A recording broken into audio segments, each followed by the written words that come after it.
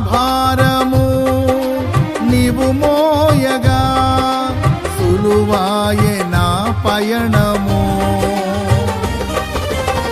నీ దయచేతనే కలిగిన క్షేమము ఎన్నడు నన్ను వీడదే.